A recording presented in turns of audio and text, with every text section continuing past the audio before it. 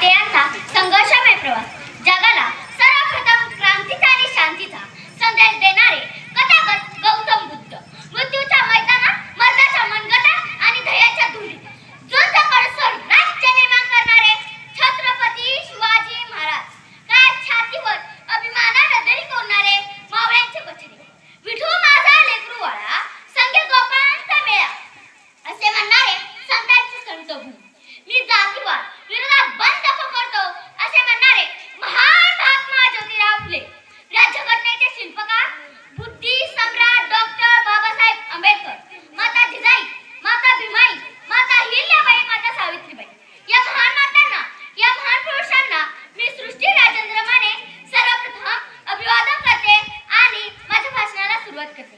मित्रांनो, ज्यावेळी या भूमीमध्ये धर्म अधर्म मुकुट एक होऊ लागलं होतं, पाप पुण्याचा व्यापार सुरू झाला होता, अनेक वर्षापासून सातूरवरून व्यवस्था सुरू झाली होती, कारण जग सगळं दबलेलं होतं, चार वर्णामधून 4,000 जाती निर्माण झाल्या होत्या, माणसांपेक्षा दगड धोंड्यांना जास्त किंमत होती, नदीच्या गोट्यातल्या शेणाला आणि भोजनाच्या पंक्तीला बघता सावाला होता।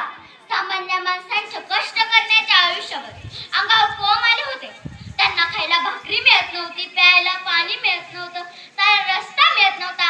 1 रुपयाचं नाणं म्हणजे एका ताटाप्रमाणे वाटायचं। अशी तिथल्या माणसांची परिस्थिती निर्माण झाली होती। तिथल्या माणसाचा कोरलेला श्वास मोकळा करण्यासाठी एका महापुरुषाने जन्म घेतला आणि त्या महापुरुषाचे नाव अण्णाभाऊ साठे होय। अण्णाभाऊ साठे म्हणतात, माणूस आम्ही माणसासारखे जगू दे आम्हाला, माणूस आम्ही माणसासारखे जगू दे आम्हाला, जगण्यासाठी फक्त संघर्ष आमचा, भाकरीच्या एका तुकड्यासाठी पाण्याच्या एका घोटासाठी संघर्ष आमचा जगण्यासाठी, बुद्धिमत्तेचा सागर तो कळकळून सांगे साऱ्या जगाला, शिका आपणच आपल्या जीवनाचे शिल्पकार बना।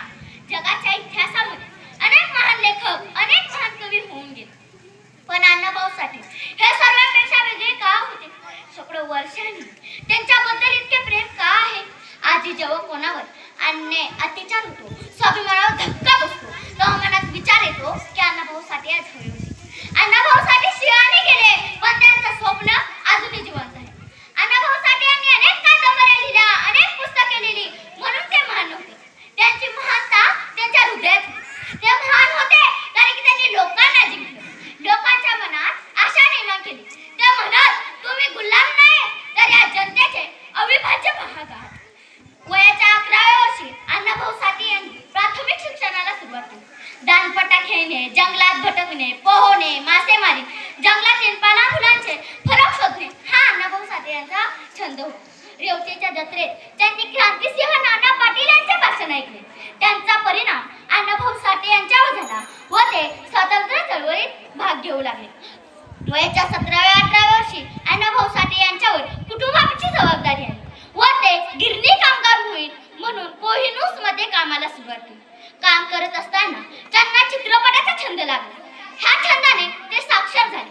नोकरी सुटल्यावर अण्णाभाऊ साठे आपल्या कुटुंबासोबत आपल्या मूळ गावी वाटेगाव या गावी आले। गावी त्यांचे मन लागेना म्हणून ते आपले नातेवाईकांसोबत तमाशा फडात सामील झाले।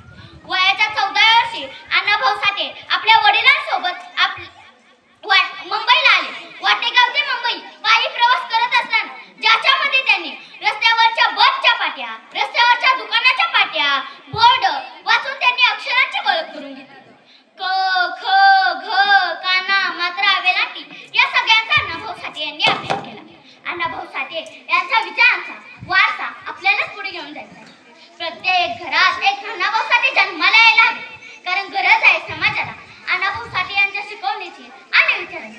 अण्णाभाऊ साठे यांनी शिकवण घेतली म्हणून अण्णाभाऊ साठे यशस्वी होते। चांगली शिकवण माणसाला योग्य मार्ग दाखवते। यशस्वी होण्यासाठी जिद्द, धैर्य, सामर्थ्य, बुद्धिकौशल्य, चातुर्य या गोष्टींची गरज असते। इतिहास हा नुसता लिहिला जात नाही, तर तो वाचण्यासाठी आणि घडवण्यासाठी मदत करत असतो। प्रत्येक घडून गेलेली गोष्ट त्यात जमा होत असते, मग ती चांगली असो की वाईट, फक्त तुम्ही काय घ्यायचंय का आत्मसात करायचं ते आपल्याला समजले पाहिजे। जय हिंद, जय महाराष्ट्र।